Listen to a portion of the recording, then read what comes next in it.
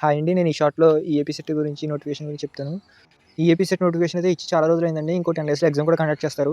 EAP CET apply చేసిన వాళ్ళు చాలామంది స్టూడెంట్స్ అసలు ఎందుకు అప్లై చేసాము? అసలు ఏం ప్రిపేర్ అవ్వాలి? అసలు ఎన్ని మార్క్స్ రావాలని చాలామందికి చాలా వరకు తెలీదు. ఈ షార్ట్‌లో కొంచెం క్లారిటీ ఇవ్వడానికి ట్రై చేస్తాను. ఈఏపీ సెట్ మీరు సీబీటీ మోడ్‌లో రాస్తారండి. సీబీటీ అంటే కంప్యూటర్ బేస్డ్ టెస్ట్. అంత మించి ఏం లేదు. సరే ముందు ఎగ్జామ్ ప్యాటర్న్ చూద్దాం. ఇందులో 2 టైప్స్ ఆఫ్ స్ట్రీమ్స్ ఉంటాయండి. ఫస్ట్ స్ట్రీమ్ వచ్చేసి engineering stream and second stream వచ్చేసి అగ్రికల్చర్ అండ్ ఫార్మసీ స్ట్రీమ్ అండి. ఎగ్జామ్ వచ్చేసి 3 అవర్స్ ఉంటుందండి. ఎగ్జామ్ మార్క్స్ అయితే గనక 160 మార్క్స్.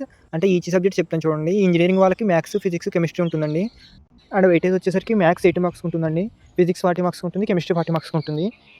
ఇప్పుడు అగ్రికల్చర్ అండ్ ఫార్మసీ స్ట్రీమ్ వాళ్ళకి ఫిజిక్స్, కెమిస్ట్రీతో పాటు బాటనీ, జువాలజీ కూడా ఉంటుందండి. వెయిటేజ్ ఇంజినీరింగ్‌లో ఉన్నట్టు ఫిజిక్స్‌కి, కెమిస్ట్రీకి ఈచ్ 40 ఉంటుందండి. అలాగే బాటనీ, జువాలజీకి ఈచ్ 40 ఉంటుంది.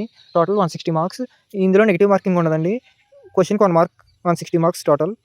టైమ్ వచ్చేసి 3 అవర్స్ ఉంటుందండి.